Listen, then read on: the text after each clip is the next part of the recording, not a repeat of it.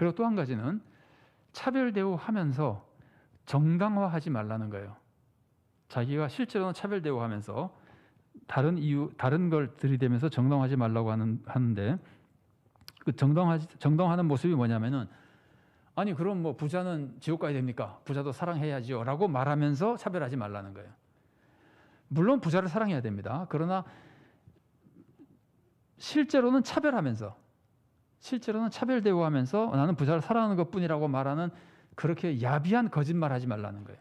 그렇게 정당화하면은 회개할 기회도 없어지는 거, 고칠 수가 없는 겁니다. 자, 읽어보겠습니다. 5번의 반괄호 1번입니다. 부자도 사랑해야 합니다. 이거 맞는 말입니다. 그러나 가난한 사람을 똑같이 사랑하지 않으면 이것은 차별 대우가 되는 겁니다.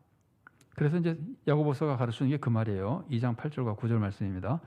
너희가 만일 성경에 기록된 대로 네 이웃 사랑하기를 내 몸과 같이 하라 하신 최고의 법을 지키면 잘하는 것이거니와. 이게 부자에 대한 얘기입니다. 부자도 나는 내 몸처럼 사랑한다. 그래 좋다, 잘하는 것이다.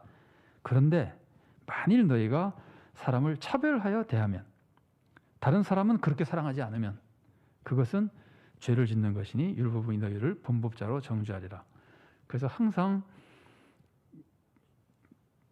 자기 편리한 대로 해석하면서 자기 행동을 정당화하고 그러면서 실제적인 하나님의 뜻을 어기는 생활하지 않도록 경고하는 겁니다.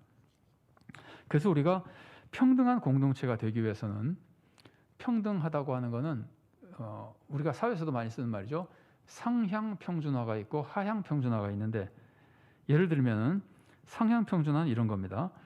어떤 사람이 부자에게 관심과 사랑을 많이 가진다 그러면은 그 사랑을 가난한 사람에게도 똑같이 베풀면 이게 상향 평준화예요. 모든 사람을 더 많이 사랑하고 더 관심을 가지고 도와주는 게 됩니다. 근데 반대로 하향 평준화가 되면은 부자에게 특별한 사랑을 하지 마십시오. 그러면은 그래 나는 이제 부자를 사랑하지 말고 다 똑같이 안 사랑해야지. 똑같이 사랑하지 말아야지. 그러면 이거는 하향 평준화예요. 차별은 없을지 모르지만 교회가 사랑이 없는 교회가 되는 거예요. 그래서 우리가 이제 바라는 것은, 성경이 원하는 것은 차별 대우하지 않을 뿐 모든 사람을 똑같이 최선을 다한 극진한 사랑으로 나가야 되는 거예요. 왜냐하면 하나님의 자녀라는 것 자체가 동등하다 그러지만 동등한 이유가 존귀하기 때문에 동등한 거잖아요. 똑같이 비천해서 동등한 게 아니라 똑같이 존귀해서 동등한 거거든요. 그래서 우리는 상향 평준화로 가는 사랑과 차별 없는 그런 교회가 되어야 되는 겁니다. 자, 그래서 그 위에 거는 그냥 빼고요. 제가 스타로 해놓은 작은 글씨로 된 게 2개가 있는데 그거 빼고 아래 것만 좀 보면은 초대교회가 부흥이 됐잖아요. 초대교회가 부흥된 이유가 굉장히 많겠죠. 믿음을 지키는 모습이나 순교한 모습 같은 것들이 다 사람들이 감동을 줬습니다. 그런데 초대교회가 부흥된 몇 가지 중요한 모습 중에 하나가 뭐냐면은 교회가 평등했다는 거예요. 교회 안에 딱 들어가면은 사람이 평등하더라는 거예요. 그러니까 특히 이런 거는 누가 좋아할까요? 가난한 사람이 좋아할까요? 부자가 좋아할까요? 주인이 좋아할까요? 노예가 좋아할까요? 그래서 우리나라도 복음이 들어온 후에 가난하고 좀 사회 계급으로 좀 낮은 사람들이 교회를 굉장히 좋아했었죠, 그죠? 그러니까 교회가 평등하면 이런 사람들이 엄청난 감동을 받는 겁니다. 그래서 노예마저도 교회에서 형제로 대하는 이 사랑, 이것 때문에 교회가 굉장히 부흥했는데, 제가 그 다음에 무서운 얘기를 덧붙이기 위해서 이걸 쓴 겁니다. 초대교회가 크게 부흥한 데는 교회의 평등한 사랑이 아주 중요한 역할을 했는데, 문제는 교회가 부흥하고 나서 조직화되잖아요. 이게 사람이 많아지면 조직화하지 않으면 안 돼요. 꼭 조직화해야 돼요. 그런데 교회가 조직화되면서 교회라는 조직 중심이 자꾸 되어가는 거예요. 조직 중심이 되면은요, 조직에 기여한 사람이 권세를 잡게 됩니다. 조직에 기여한 사람이 칭찬을 받게 되고, 그 심지어 조직에 기여해야 구원받는다는 생각을 하게 되고, 그래서 율법주의가 발달하는 거거든요. 그런데 그런 것 중에 하나로 나타나는 게 조직에 유익한 사람을 특별 대우하게 되는 겁니다. 조직화되지 않으면은 이런 것을 많이 못 느끼는데, 조직화되고 나면은 조직에 유익한 사람에 대해서 특별 대우, 특별한 사랑을 베풀게 되고 차별이 나타나는 겁니다. 그러니까 초대교회가 부흥된 이유는 차별이 없기 때문인데, 부흥되고 나니까 차별이 생긴다는 말이에요. 공감이 되시나요? 뭐 안 돼도 할 수 없지만은 자, 그래서 이제 그런 차별이 나타나면서 이거는 하나님에 대한 믿음도 타락하고 이웃에 대한 사랑도 생기지 않고, 그래서 교회가 차별을 하게 되면, 여러분도 아마 쉽게 한번 이렇게 생각해 보세요. 교회가 개척했다고 생각해 보세요. 처음에 교회가 개척하면 한 사람 한 사람이 다 귀하겠죠. 막 3명, 5명 교회가 해서 한 명 올 때마다 얼마나 귀합니까? 그때는 별로 차별이 없이 교회가 이렇게 부흥하다가 사랑이 넘치고, 어느 정도 교회가 커지고 나서 조직화되고 나면 여러분 생각에 차별이 생길 것 같지 않아요?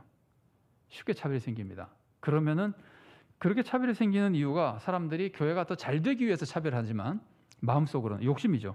교회에 대한 욕심으로 차별하는데 실제로는 교회다움을 잃어버리게 되고 성도도 잃게 되고 하나님의 은혜도 잃게 되는 겁니다. 그래서 오늘 본문에서 그 차별에 대한 그 경고, 이거는 우리들에게 우리가 신앙생활할 때 개인적으로나 교회적으로 심각한 시험거리고, 이 차별에 대한 시험거리에 대표적인 원인이 또 한 번 재물의 문제라고 하는 것, 이런 것들을 우리가 기억하고 알고 있으면서 이걸 극복하고 신앙생활 할 수 있으면은 우리 개인도 그렇고 우리 교회도 그렇고 하나님이 굉장히 좋아하시는, 상급 주시는, 또 복을 주시고 크게 써주시는 교회가 될 수 있을 겁니다. 조별토의 잠깐만 읽어보겠습니다. 우리 교회에 만일에 차별이 있다면, 차별을 느끼신 적이 있습니까? 생각해 보시고, 우리 교회에 이런 차별이 있었던 것 같다 그러면은 그게 그 차별을 설명한다면은 무엇에 의한 차별인지를 한번 생각해 보시고, 그럼 해결 방법은 무엇일까 하는 걸 한번 생각해 보십시오. 자, 2번입니다. 사랑과 차별의 차이가 뭘까? 사랑하는데 사랑의 차이가 나면서 차별이 생기기도 하고, 그런데 우리가 사랑과, 아까 말한 대로 부자는 사랑하면서 이건 사랑이잖아 라고 그랬는데 그게 실제로는 차별일 수가 있는 경우가 있겠는지, 차이점을 한번 생각해 보시고 혼동하는 경우가 있는지 한번 생각해 보십시오. 3번입니다. 성도들을 세상의 조건으로, 이건 차별하면은 여기서 세상의 조건은 하늘이 아닌 이 땅의 조건입니다. 교회까지 다 포함하는 모든 조건입니다. 차별하면 성도와 교회가 결국 어떻게 될까 한번 생각해 보십시오. 제가 부자 얘기를 많이 했지만 교회에서는 재능 있는 사람을 차별할 수도 있어요. 특별히 교회 여러 가지로 유용하게 쓰일 수 있는 분도 할 수 있고, 뭐 어쨌든 차별이 있으면은 교회와 성도가 결국 어떻게 될까 하는 것을 한번 상상도 해보시고 한번 생각해 보십시오. 4번입니다. 하나님이 가난한 자를 믿음에 부유하게 하시면 우리에게 어떤 유익이 있을까요? 가난한 사람이 믿음에 부유하게 된다 그러면은 우리들에게 어떤 유익이 있을까? 가난한 사람들을 무시하게끔 되는 게 좀 덜해지겠죠? 가난한 사람을 존중할 수 있을지도 모릅니다. 그 다음에 가난 자체를 우린 다 싫어하는데 가난 자체가 하나님의 축복이 될 수도 있다는 것을 느끼게 될 수 있을지도 모릅니다.